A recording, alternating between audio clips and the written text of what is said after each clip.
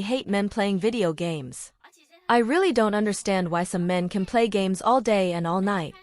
What's even more ridiculous is that when he's in the middle of a game and you ask him to do something else, he immediately becomes very impatient. Or he'll say, "Let me finish this round." But the problem is, once he says that, you'll have to wait at least half an hour because that round never ends as quickly as you think.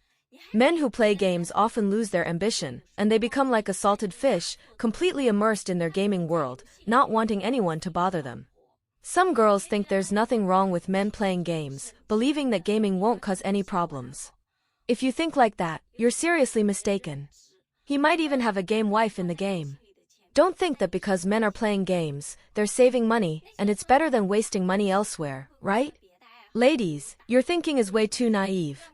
You probably don't even know that he spends more money in the game than he spends on us women. As for those who say if men don't play games, they'll just switch to other hobbies like playing cards or getting into other bad habits, I just want to ask, have you been brainwashed? Why can't he choose a more meaningful hobby, like staying home with the kids, cleaning the house, cooking, or going out to earn some extra money? Just like I require of my boyfriend, the first condition of dating me is that he cannot play games. Now, his biggest hobby is staying at home cooking, cleaning, texting me when he's free, and he loves reading novels. Isn't this a much better lifestyle? 我老公说，男人只需98，快乐就能带回家。 My husband often says that a man only needs to spend 98 yuan to bring happiness home. He especially loves playing the game PUBG, and once he starts playing, it lasts the entire day. I once asked him, what's so fun about this game? Isn't it just about picking up guns on a big map and then fighting? He laughed and replied, "You women don't understand this kind of joy." He explained that the equipment men get in the game is as important as makeup and bags are to women. For example, a basic handgun is like a Zara bag, while the most famous 98K sniper rifle in the game is equivalent to an LV bag. Another example, when we pick up a level 3 helmet and level 3 body armor in the game, the satisfaction we feel is like you women owning a full set of La Mer skincare products, plus a bottle of SK2 essence, making you incredibly happy. He said, "Do you know how great it feels to win in PUBG? In the game, I defeated 99 enemies all by myself. That sense of accomplishment is like when you attend a class reunion, shining brightly and outshining everyone else, looking more beautiful than all the other female classmates combined. Do you understand that kind of joy?" After he said that, I was almost convinced by him and felt a little flattered. So he said, "We men can understand why you women love beauty. Shouldn't you women also understand why men love to play games?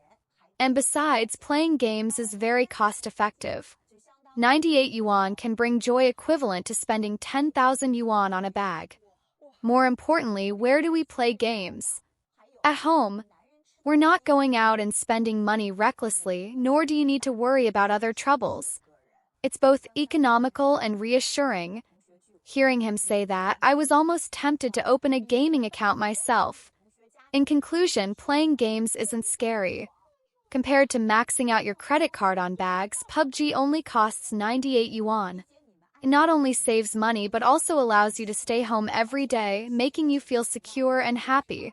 我最讨厌的就是别人打游戏。 I absolutely hate it when men play video games. Let's imagine a scenario. If I were a housewife, busy cleaning the house at home, and I said, "Honey, could you lift your feet?" But he was playing video games, and he would say to me, "Wait a minute, I'll do it after this round." And just like that, he would go on playing round after round, ignoring me the whole time. This kind of situation would fill our daily life with conflict and unpleasantness, leading to a tense atmosphere at home. Therefore, I believe women must address this issue early on. So, what do I expect from my partner? Perhaps I would hope that he is someone who is family-oriented and can provide more support in life, and most importantly, does not have the bad habit of playing video games. My job is quite unique, as I often need to travel abroad for business and rarely stay in the country. If a man is looking for a gentle and virtuous partner who is by his side every day, then I am not the right person for him. After all, I hope to retain some of my own space in future life, to continue my work and explore the world outside. I crave freedom and independence, so I need a partner who can understand and support the balance between my work and life. As for the value I bring to the relationship, Following the traditional virtues of a diligent and thrifty Chinese wife, I believe I am someone who can manage household affairs well in daily life.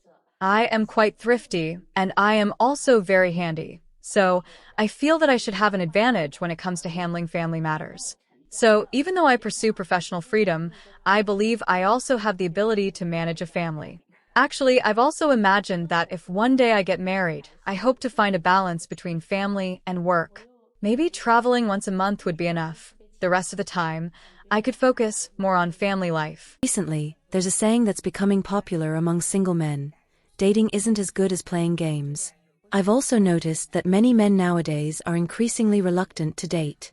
They'd rather stay home and team up with friends to play games than spend time looking for a girlfriend. There's a guy here born in 1992 who is 1.78 meters tall, has a bachelor's degree, owns a house in Changsha, and earns about 150,000 yuan a year. Not long ago, his mother specifically asked me to help introduce him to someone. Actually, their requirements aren't high at all. They just hope the girl is around his age, has a bachelor's degree, is at least 1.6 meters tall, and has a stable job in Changsha. So, I carefully selected a few girls who met these criteria and was ready to arrange for them to meet. But every time I asked this guy what he's busy with, or when he's free to meet, he always answered that he was playing games. Yesterday, I couldn't hold back anymore and asked him, "You're always playing games when you have free time. When will you find a girlfriend?" Guess what he said? He said, "I'd rather play games with my friends than be a simp." He even complained that nowadays, girls either reply with just a few words or don't reply for several days. And when they finally do reply, the conversation ends quickly. He asked me, "What's the point? Dating is too much trouble. Being single is more carefree." And he added, "When I play games, there's a progress bar. I can level up, fight monsters, and I know when I'll beat the game. But when I chase after girls, there's no progress bar at all. It's just too troublesome." From his tone, I could feel his frustration with modern relationships. Who would have thought that playing games had become his way of coping with emotions? Do you also know guys like this? 我为什么一直不喜欢打游戏的男生？ I've never liked guys who play video games, and now I've developed an inability to accept them. Whenever I hear about a guy who likes playing games, a strange sense of fear arises in me, completely eliminating any interest in further interaction. This actually stems from a deep psychological shadow left by a guy I once met. We initially met online, and our conversations were very enjoyable. It felt like we had endless common topics to talk about, and our conversations flowed smoothly, even making me feel a special sense of closeness. Eventually, we decided to meet in person, so we arranged for an offline meetup. On the day we met, when I saw him for the first time, I realized he didn't quite match the image I had imagined in my mind. Although the difference wasn't huge, I still felt a little disappointed. At that time, he asked me if I was hungry. I wasn't very hungry because I had already eaten something earlier, but as a girl, saying, "I'm not hungry," doesn't actually mean I don't want to eat. However, when he heard that, he directly said, "Then we won't eat." But he didn't understand that my "I'm not hungry" wasn't a complete lack of appetite, it was just a polite response. The date that followed completely exceeded my expectations. We didn't go to the movies, take a walk, or even go shopping like other couples. He directly took me to an internet cafe, and we sat there for 4 hours. Sisters, for a full 4 hours, he was playing video games. At first, I tried to stay calm and patient, but as time passed, my stomach started growling uncontrollably. I was really starving. Finally, I couldn't help but ask him, "Are you hungry?" Only then did he lift his head and say, "You're hungry? I'm a little hungry too." Duh. You know you're hungry, so how could I not be? The most speechless part was when he added, "Oh, there's a place 100 meters to the left that has great spicy chicken. By the way, could you get 2 servings of rice to go? I'll wait for you here at the internet cafe, and we'll eat together here." I was speechless at that moment, thinking, have I become a housekeeper or a nanny? But with no other option, I went to the place he mentioned, bought the spicy chicken and rice, and also brought him a pack of cigarettes and 2 bottles of Coke. Yes, 2 bottles of Coke. After coming back, I sat with him in the internet cafe and ate, and we didn't leave until it was completely dark outside. Do you think the story ends here? No, it doesn't. The next morning, when I excitedly opened my phone, expecting a message from him with some words of concern, what I received instead was, "Wanna go to the internet cafe? Wanna play games?" At that moment, I couldn't take it anymore. Without hesitation, I deleted his WeChat. Since then, whenever a guy mentions that he likes playing games, asks if I play, or invites me to play together, I immediately delete and block them without hesitation. That experience left a deep psychological scar on me. 什么样的男人是绝对不能要的？ What kind of man should you absolutely avoid? Maybe I can't clearly tell my besties which men are worth marrying, but I can definitely tell you which men you should never consider. First of all, a man without a stable job who is also addicted to video games is absolutely out of the question. If he not only loves playing games but also spends a lot of money on in-game purchases, then he is even more unsuitable. Secondly, those men who ask to borrow money from you as soon as they start talking to you. No matter what excuse they give, break up with them immediately. Thirdly, a man who is used to giving you the silent treatment and frequently deals with problems by staying quiet. Stay away from him as soon as possible. Fourth, those selfish men who never consider your feelings in anything they do and always push the blame onto you. This type of man must be avoided. Fifth, if you've been dating for over a year and still don't know how much he earns each month, stop wasting your time on such a man. Sixth, be cautious of those men who start calling you baby or wife after only a few days of dating, using all sorts of sweet talk to please you.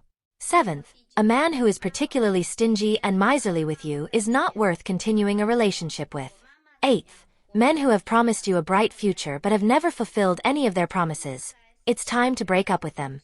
Lastly, those men who constantly mention their mother in every conversation, starting sentences with "my mom said" or "my mom thinks." Break up with these mama's boys immediately.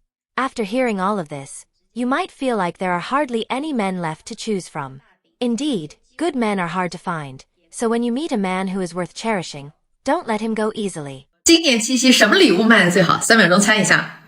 This year's Valentine's Day had a surprising bestseller. Can you guess in 3 seconds? A 29.9 yuan diamond ring sold out completely. This phenomenon is truly thought-provoking. Have you noticed? This year's Valentine's Day indeed feels somewhat unusual. Two notable trends emerged this year. On one hand, simps finally seem to have toughened up, no longer giving or pleasing unconditionally.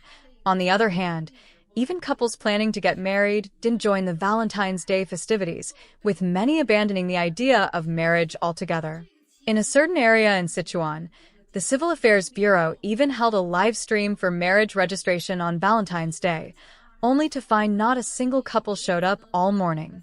With no other choice, the staff had to shift the live stream content to showcase the city's scenery. This Valentine's Day left both merchants and the Civil Affairs Bureau in a daze, especially the businesses that had gone all in on promotions before the holiday. One guy joked that if he gave a 500 yuan gift, he'd be labeled a simp, but if he spent that same 500 yuan on treating his buddies to food and drinks, he'd be hailed as the man. Nowadays, young people are no longer willing to play the simp role. Instead, they're focused on saving money. No chasing, no pleasing, just building up savings. Many have even reached their goal of buying a car in full cash, and now they can order several dishes at a meal without worrying about the cost. In contrast, they remember a time when they couldn't even bring themselves to buy a computer, but now they can buy whatever they like without hesitation. Reflecting on Valentine's Day 3 years ago, the comment sections on gift guides were filled with a peaceful, sweet vibe. But this year, it's a completely different scene, with a tense tone of, "Who are you to define me?" Merchants still stuck to traditional advertising tricks before Valentine's Day, reminding men to buy gifts for women, and sensible men were indeed buying these recommended gifts. However, the tone of the comments this year was entirely different, with users questioning, why is it always men giving gifts to women? Why can't women give gifts to men? Some even joked that spending money on the best equipment in a game would be way better. Now that would really be satisfying. Forget about gift giving. So, what was the most popular Valentine's Day gift this year? The answer turned out to be a 29.9 yuan moissanite ring, which not only sold out but also came with a love agreement, a jewelry authentication certificate, and a beautiful box. Quite unexpected. This left those who used to call diamonds a consumer scam with nothing to say, and even the capitalists didn't foresee such a viral success. As for why it was so popular, one friend inadvertently revealed the truth. On Qixi Festival night, He went through over 20 trash bins in Shanghai and only found 2 discarded flowers. In reality, behind the resilience of the simps lies the emptiness of their wallets. Those who once thought of zeroing out the distance between themselves and their dream girl ended up zeroing out their own wallets. Even a capitalist didn't see it coming. This Valentine's Day, young people were surprisingly clear-headed. Today, China's youth have a new understanding of love and marriage. They kneel reverently in front of the god of wealth's temple, but completely ignore the temple of matchmaking. How can romance compare to the sweetness of making money? Instead of splurging to win a smile from a beauty, they'd rather save up for a pair of Air Jordans or a GeForce 4090 graphics card. Now that's real satisfaction. 舔狗经济时代好像结束了，但是下一个时代很有可能发展成女性舔狗时代。 I have a feeling that the era of male simps in the economy seems to be gradually coming to an end, and the next era might evolve into a time where female simps take the stage. I am beginning to notice that many men no longer feel ashamed of relying on wealthy women, or of using their youth, attractiveness, and emotional value to gain financial support from women. Some men even feel proud of it. Meanwhile, more and more women are also becoming less reluctant to spend money on men, and with the continuous growth of women's financial power, this trend is becoming increasingly obvious. Take freeloading off a woman, for example. Nowadays, what we often see is soft freeloading done with a hard edge.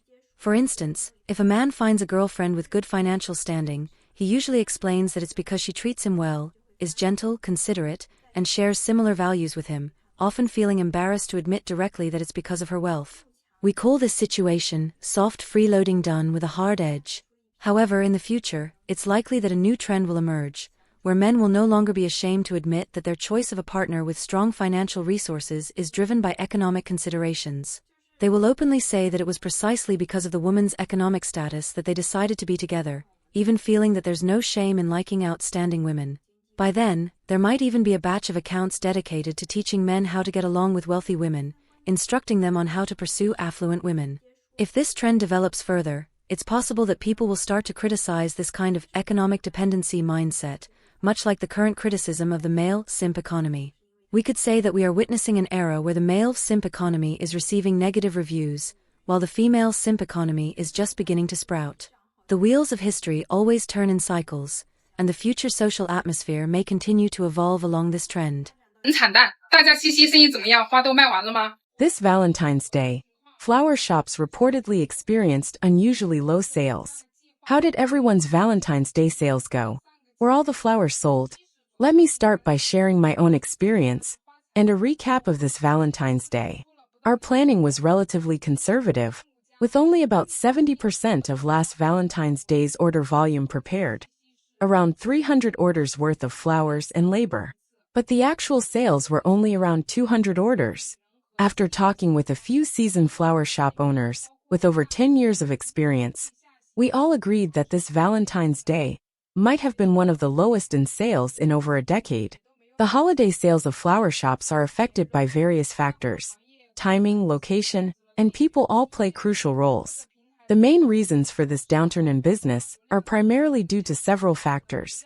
First, the overall economic environment, with the economy in a downward trend, has led consumers to become more conservative in their spending. With a challenging job market and unstable incomes, many young people are more cautious about holiday spending. Additionally, more men are becoming conscious of their spending and are less willing to spend too much on women, which has also reduced demand. Furthermore, there's an imbalance in the supply and demand in the floral industry, with supply exceeding demand, leading to intensified price wars and generally lower flower prices in the market. Meanwhile, the rise of major e-commerce platforms and popular live streaming channels has diverted traffic, weakening the competitiveness of traditional flower shops. It is generally believed that the simp economy seems to be collapsing during this Valentine's Day, making flower shop business even more difficult. I've been running my flower shop for 5 years now, and this year's Valentine's Day was, without a doubt, the worst I've ever experienced. The low sales performance was truly heartbreaking. Looking at it from 3 perspectives, none of them turned out satisfactory. Firstly, there was an excessive amount of leftover flowers in stock. Of the flowers I prepared, only 1/3 was used, leaving the other 2/3 piled up in storage. It was almost as if this Valentine's Day, I earned a room full of flowers that I simply couldn't sell. Secondly, the number of customers visiting the store was pitifully low. In an entire day, only 2 customers stepped into the store, and they just dropped by casually without the usual festive atmosphere. Lastly, the sales volume was also dismal. Throughout the holiday, I only managed to make 40 bouquets, yet only 30 were sold in the end. Now, I still have a considerable amount of flowers left in the cold storage, and looking at them leaves me speechless. Yesterday, a friend in the same business even sent me a message, jokingly asking if I secretly diverted my customers elsewhere. But it turned out she was having the same slow day, with not a single customer in her store. It's really something to sigh about. Although I kept comforting myself, thinking the overall revenue wasn't that bad thanks to 2 large hotel orders later on, the truth is, selling just 30 bouquets on such an important Valentine's Day was far below my expectations. This situation leaves a bitter taste in my heart, and I can't stop reflecting on it, wondering how I should adjust my business strategy in the future to turn things around.